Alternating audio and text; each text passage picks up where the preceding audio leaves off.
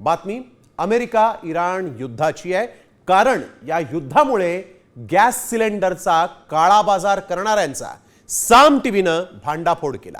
सामच्या operation cylinder नंतर सरकारला आता कुठे जाग आली आणि प्रशासन ऍक्शन मोडवर आलाय, पाहूयात या रिपोर्टमध्ये। साम टीव्हीचा मोठा इम्पॅक्ट। ऑपरेशन सिलेंडर नंतर पोलिसांना जाग। काळा बाजार रोखण्यासाठी पोलिसांचं धाडसत्र। एक सिलेंडर मिलेगा तो बार मिले कितना देना पड़ेगा? हाँ किती?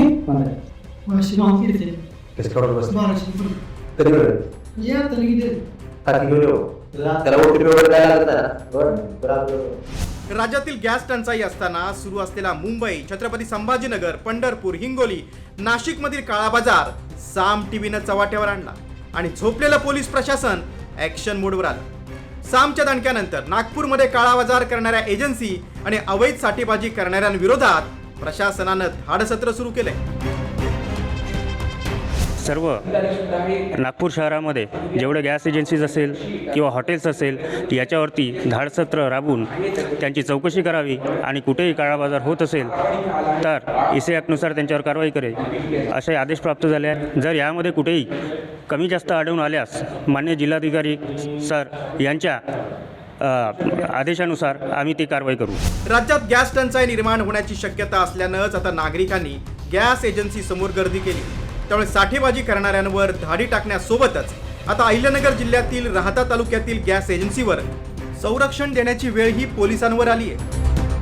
घरगुती गॅस घेण्यासाठी नागरिकांनी लांबच लांब रांगा लावल्याचं चित्र ग्रामीण भागामध्ये देखील बघायला मिळतंय आणि सकाळपासून तासन तास रांगेत उभे असलेले नागरिक जे आहे ते एक गॅस टाकी मिळवण्यासाठी त्यांचे सगळे या ठिकाणी प्रयत्न सगळे सुरू आहेत। राहता तालुक्यामध्ये आपण चित्र जर बघितलं तर पोलीस संरक्षणामध्ये या ठिकाणी गॅस वितरण जे आहे ते आता सध्या सुरू आहे, कारण कुठलाही अनुचित प्रकार घडू नये यासाठी प्रशासन देखील खबरदारी घेत असल्याचं चित्र बघायला मिळतंय।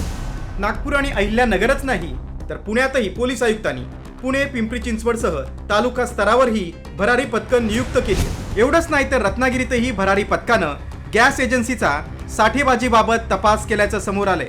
साम टीव्हीनं काळा बाजार करणाऱ्यांचा बुरखा फाडला आणि यवतमाळचं जिल्हा प्रशासनही सतर्क झालंय। पोलिसांची पथकं स्थापन करून साठेबाजी आणि काळा बाजार रोखण्याची रणनीती आखली। खरं तर अमेरिका इराण युद्ध काही अचानक सुरू झालं नव्हतं, त्यामुळे भविष्याचा विचार करता केंद्रानं याचा आधीच विचार करून नियोजन करायला हवं होतं, मात्र तसं झालं नाही आणि आता काळा बाजार करणाऱ्यांना ऊत आला। साम टीव्हीच्या ऑपरेशन गॅस सिलेंडर नंतर प्रशासनाला उशिरा का होईना पण जाग आहे, त्यामुळे आता तरी प्रशासनानं देर आहे दुरुस्त आहे असं म्हणून साठेबाजी आणि काळा बाजार करणाऱ्यांच्या मुसक्या आवळण्याची गरज आहे। नागपूरहून पराग ढोबळेसह यवतमाळमधून संजय राठोड आणि अहिल्यानगरमधून सुशील थोरात, साम टीव्ही न्यूज।